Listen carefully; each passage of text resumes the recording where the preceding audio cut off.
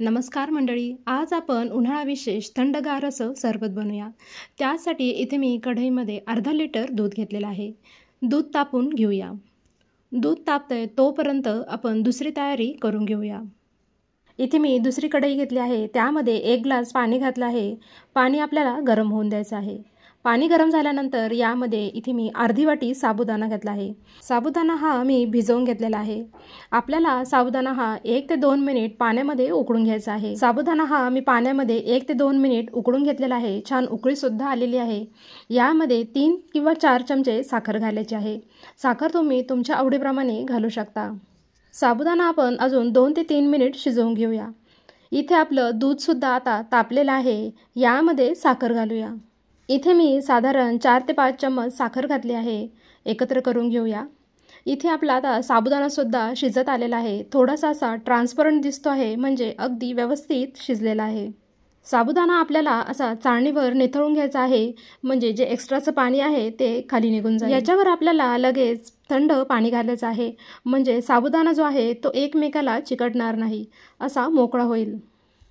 साबुदाणा असा निथळण्यासाठी बाजूला ठेवून देऊया। आता इथे मी अर्धी वाटी दूध घेतलं आहे, त्यामध्ये साधारण 2 चमचे कस्टर्ड पावडर घेतली आहे। दूध हे नेहमी थंडच घ्यायचं आहे, त्यामुळे कस्टर्ड पावडरच्या गाठी होत नाही।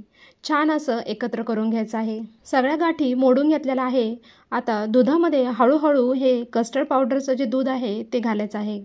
जर तुम्ही एकदम सगळं दूध घातलं तर गाठी तयार होऊ शकतात, त्यामुळे एका हातात कस्टर्डचं दूध आणि दुसऱ्या हातात चमच्याने असं एकत्र करून घ्यायचं आहे। कस्टर्ड पावडर टाकल्यानंतर आपण 3 ते 4 मिनिट हे दूध उकळून घेतलेलं आहे। दुधाला छान घट्टसरपणा आलेला आहे। गॅस बंद करूया। इथे मी एका वाटीमध्ये 2 चमचे सब्जा बी घेतले आहे।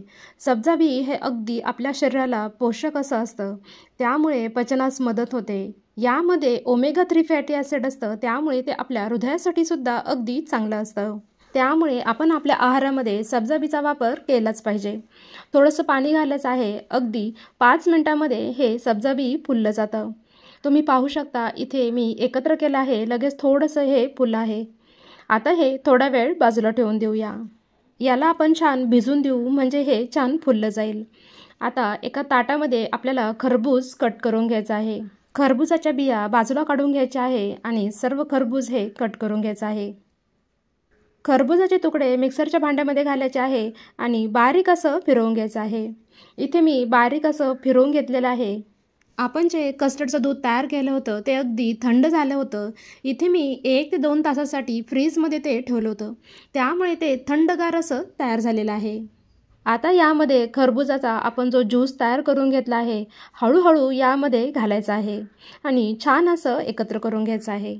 साबुदाणा जो आपण निथळून घेतला होता तो सुद्धा थंड झालेला आहे, तो यामध्ये घालायचा आहे आणि पुन्हा एकदा हे एकत्र करून घ्यायचं आहे। सब्जा बी सुद्धा छान फुगलेला आहे।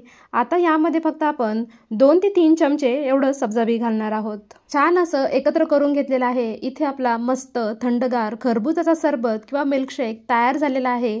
खायला अगदी भारी लागतो।